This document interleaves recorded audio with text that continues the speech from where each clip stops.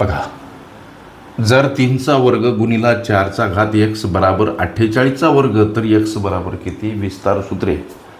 या प्रकरणावर आधारित हा प्रश्न. पहिली गोष्ट, कंसामध्ये लेकरांनो हे जे 48 दर्शवले, या 48ला आम्ही 3 गुणिला 4चा वर्ग याप्रमाणे मांडू शकतो. कसं? 3 गुणिला 4चा वर्ग 16 होते, आता 16 तरी काय होतात? 48 होतात. म्हणजे अशा पद्धतीनं हे आम्ही इथं कंसामध्ये 48चं अवयव स्वरूप दर्शवू शकतो. पुढं चला, आता 3चा वर्ग इथं डाव्या पक्षातले हे पद अशाच पद्धतीनं मांडा. कंसामध्ये 3 गुणिला 4चा वर्ग, आता या कंसाचा हा वर्ग. कंसामध्ये 3 गुणिला 4चा वर्ग अर्थ 48 असाच होतो, फक्त आपण याचे अवयव स्वरूपात मांडणी केली. पुढं चला, 3चा वर्ग गुणिला 4चा घात x बराबर, आता 3 गुणिला 4चा वर्ग आणि या कंसाचा सुद्धा वर्ग. याचा अर्थ लक्ष द्या, इथं 3चाही वर्ग आणि इथं 4चा वर्ग आणि आता हे याचाही वर्ग. एक सूत्र लक्ष द्या, याची सध्या नाही, पुढच्या स्टेपमध्ये घेऊ. हे 3चा वर्ग गुणिला 4चा घात x बराबर, हे 3चा वर्ग कसे आले? कंसातील दोन्ही पदाचा वर्ग, म्हणून इथं 3चाही वर्ग येणार. आता गुणिला 4चा वर्ग आणि त्याचा वर्ग, हे जे राहिलं तुमच्या डोक्यामध्ये, आता हे आपण घेणार आहोत.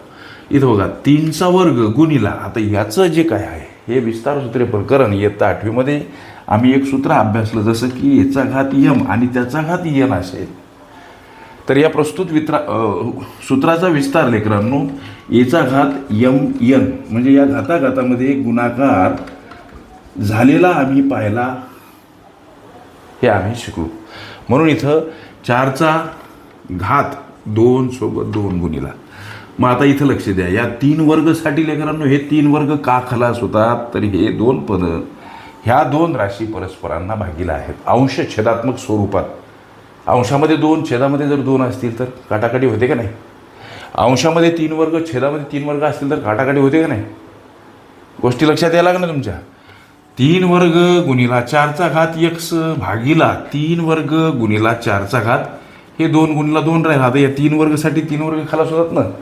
हे अंश छेदात्मक स्वरूपात आहेत, गुणोत्तर स्वरूपात आहेत, भागीला स्वरूपात आहेत. या 2 राशी आपल्याला अशा पद्धतीनं याला उपमा देता येतील. पुढे चला, आता इथं 3 वर्गसाठी 3 वर्ग खलास झाले सर. मग आता इकडं उरलं काय? तर 4चा घात x आणि इकडं 4चा घात 2 गुणिला 2 म्हणजे काय? 4, हा गुणाकार.